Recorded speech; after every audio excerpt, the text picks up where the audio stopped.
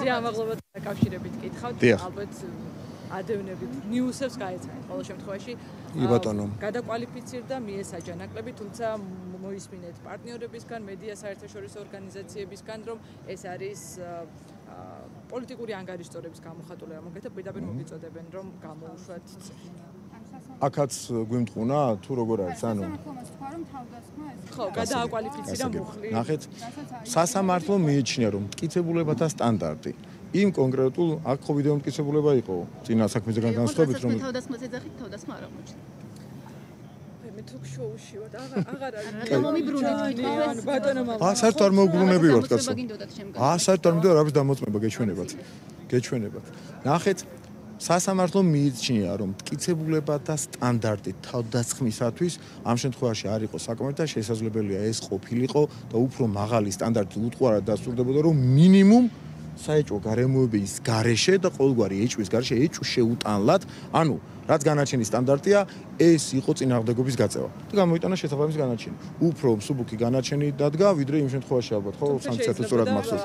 აქედან გამომდინარე, კი ბატონო, მაგრამ რადგან გადააკვალიფიცირდა, როგორც ჩანს, ჩემი აზრით, მან მიიჩნია, რომ რადგან ის შესაძლებელია ის დანაშაულის ყოფილიყო ჩადენილი, რაშიც ბრალი ედებოდა და იმ დანაშაულსა და იმ დანაშაულის შორის, რომლითაც დააკვალიფიცირა საბოლოოდ სასამართლომ, მაინც უთყუარობის სტანდარტი დაკმაყოფილდა მისი აზრით, მოსამართლის აზრით მეორე დანაშაულზე, ამიტომ არ მიუსაჯა ჩემი აზრით მინიმუმ. ამიტომ აუცილებელი არ არის. აუცილებელი არ არის, კაცო, აუცილებელი არ არის.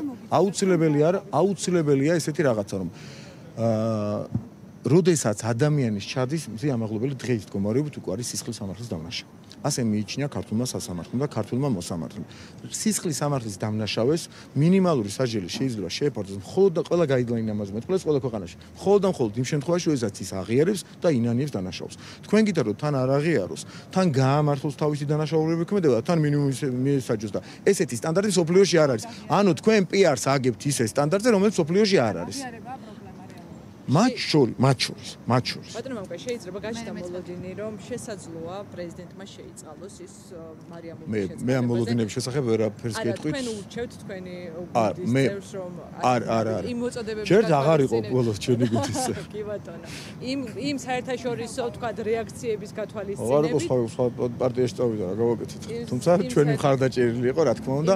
გასაგებია მეც გავიღიმე ამაზე მიხეილ ყაველაშვილი უკარგესი ადამიანია, პატრიოტი ადამიანია და მე არ შეიძლება მას ვურჩიო, იმიტომ რომ მე რო რაღაცა თქვენ მოწოდებას რომ დავემორჩილო და დავექვემდებარ და მას რაღაც ვურჩიო, ან ასე რომ მოხდეს, ან ასე არ მოხდეს, ამ შემთხვევაში ეს მიიჩნევა რაღაც მითითებად ჩემი მხრიდან, რასაც რა თქმა უნდა არ გავაკეთებ.